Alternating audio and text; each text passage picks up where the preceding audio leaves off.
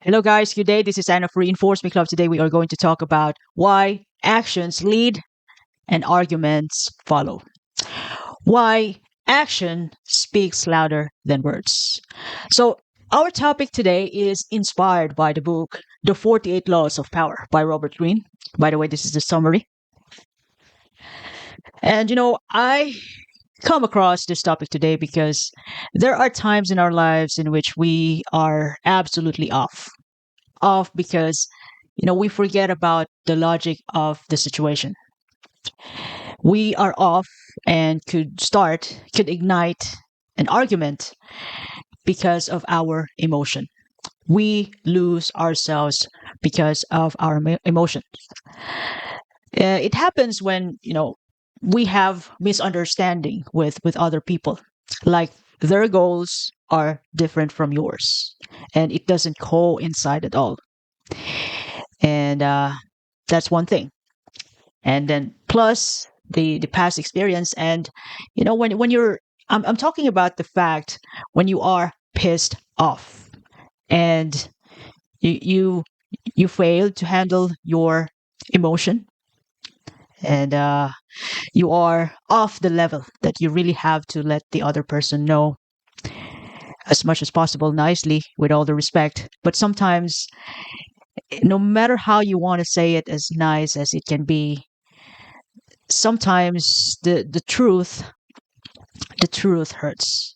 Sometimes there are things that we really need to hear, although it in some way could in some level it could hurt us. So that starts the argument, and then you're off.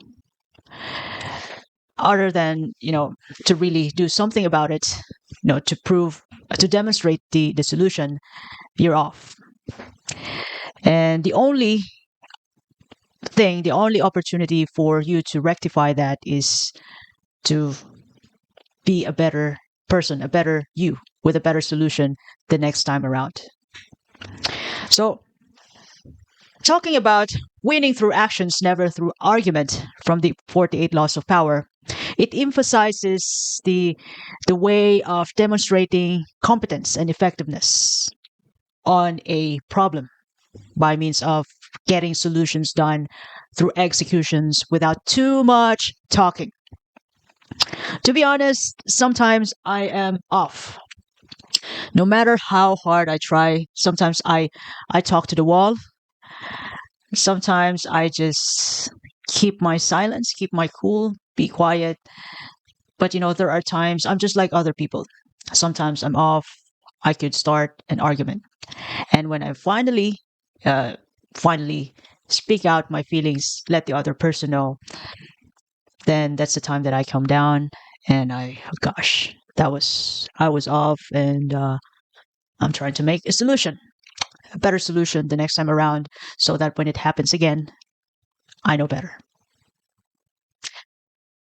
And it is really important to control yourself, your emotion, so that you can think of the right ways, as many right ways as you can, rather than talking, talking.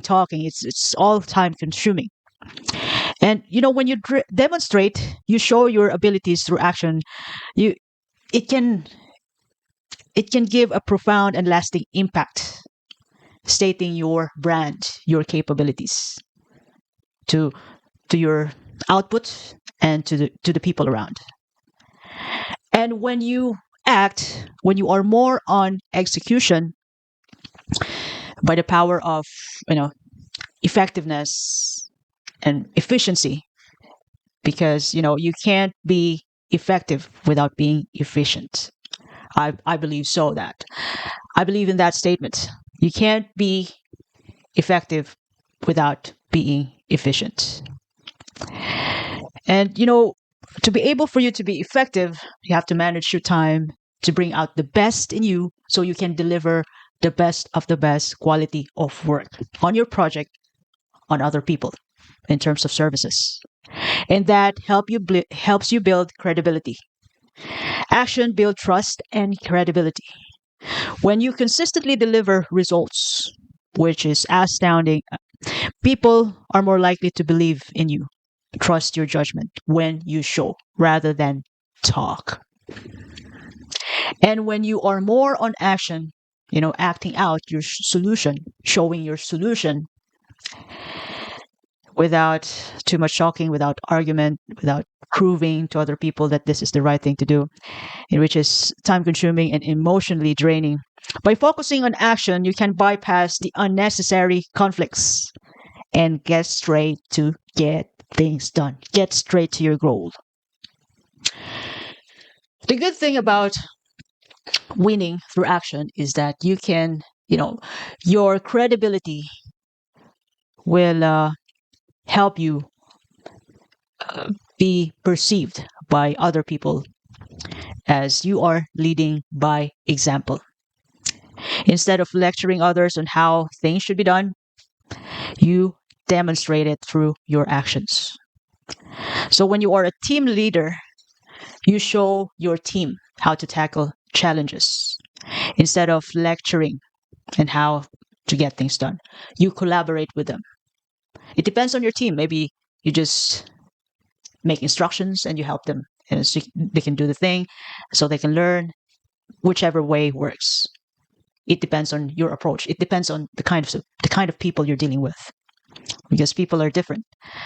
Some people learn by execution, by action, by doing. Some people learn by watching video first and then do the thing. And I am also an example of a person who learns by doing. I couldn't remember any instruction, even in my own language, if I don't do it. I have to do it so I can remember. Some people can do it by just reading instructions first and they can remember. For me, no matter how many times I read an instructions, I have to do it. That's the only way for me to remember and master the skills. And when you are into doing, that is the best way to prove your worth. Let your work speaks itself by consistency, producing high quality results, exceeding the expectations to showcase your value to your peers, to your superiors, or to your company, especially if you are planning to advance your position in the long run. And when you are into execution, action speaks louder than words. You can immediately address doubts proactively. So if there are doubts or criticisms about your ability, address them. You can easily address them through actions, not through arguments, not through proving them wrong. And you're right. You do it. You show it. You demonstrate it. And that's it. That's the result. This is what I'm talking about. By showing, by making solutions, by showing people that you're good, you could also take challenging tasks or projects to prove your competence and to at least do something about the skepticism that's going around about you. You prove them by means of actions. And that's in that way you can build respect. When you consistently deliver effective and efficient results, you earn respect of others naturally. Even if that's not your goal. Your goal is to finish is to and to give the best service ever. And since that is your great output, respect naturally just comes along without you expecting it. You're just doing your fantastic job.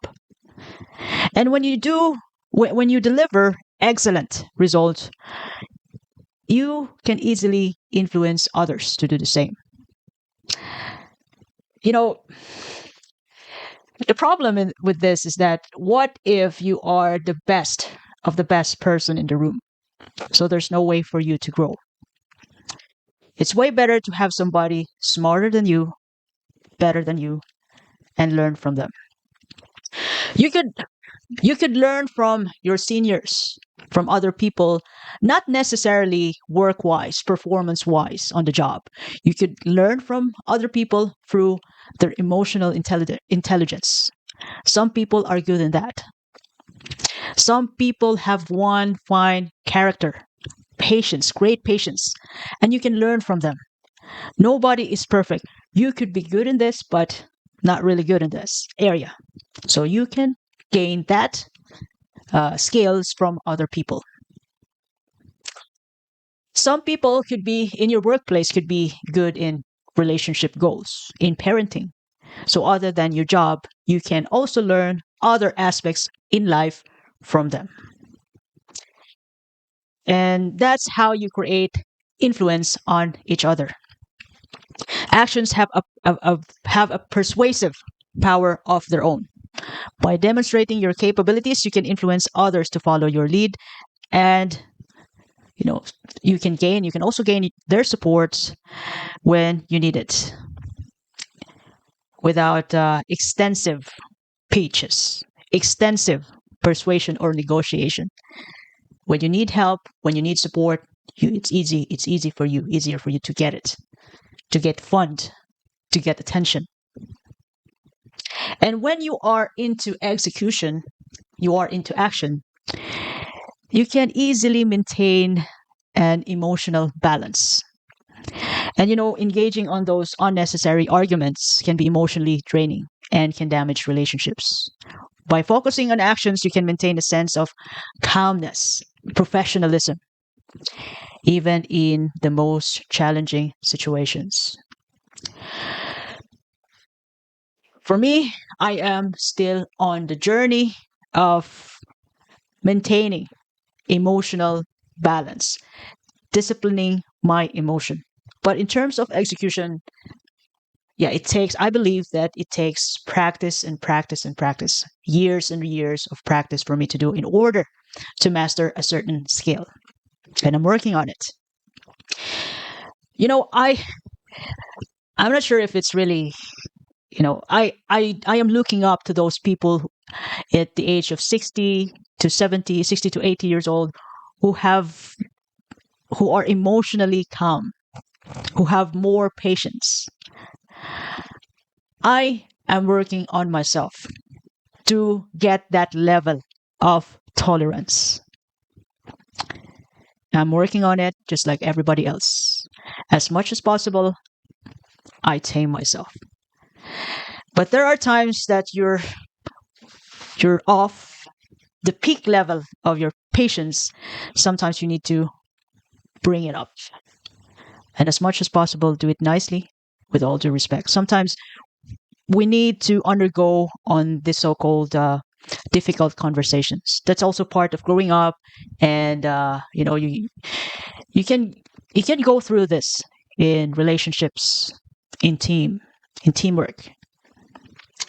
But make sure that after difficult conversations, you have ways to reconcile, to rectify the problem. That's the essence of why we need to undergo difficult conversations to resolve it, to resolve the problem.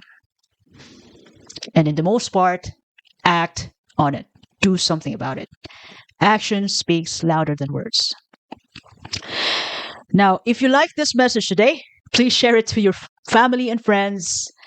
And you can follow me in YouTube, Apple Podcasts, Spotify, and on my Facebook page, Reinforce Me Club. Thank you so much for your time. I do appreciate it. And please help me share this message throughout the world so we can help as many people as we can. Thank you very much and happy Sunday.